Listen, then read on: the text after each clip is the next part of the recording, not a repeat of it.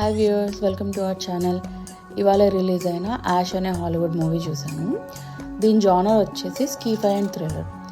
Plot line ఏంటి అంటే, రియా అనే ఒక అమ్మాయి ఒక తెలియని ప్లానెట్లో సడన్గా అన్కాన్షియస్ నుంచి లేచి చూసేసరికి చుట్టూ ఉన్న అదర్ స్పేస్ స్టేషన్ క్రూ మొత్తం చనిపోయి ఉంటారు.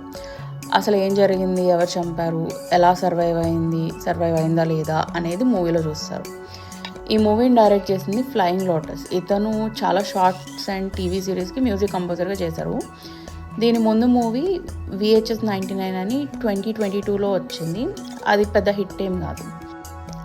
లీడ్ యాక్టర్స్ వచ్చేసి ఈజా గోన్జాలెస్. ఈవిడ వచ్చేసి Baby Driver, Fast and Furious, Godzilla versus Kong మూవీస్కి famous.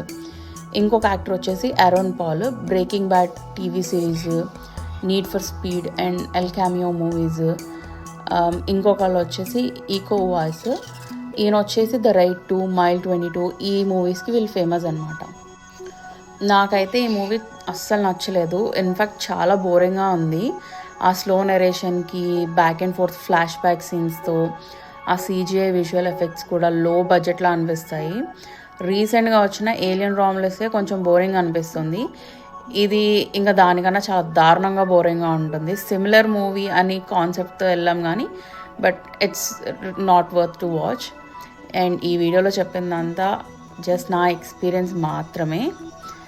Thank you for watching. Please like, share and subscribe if you like our content.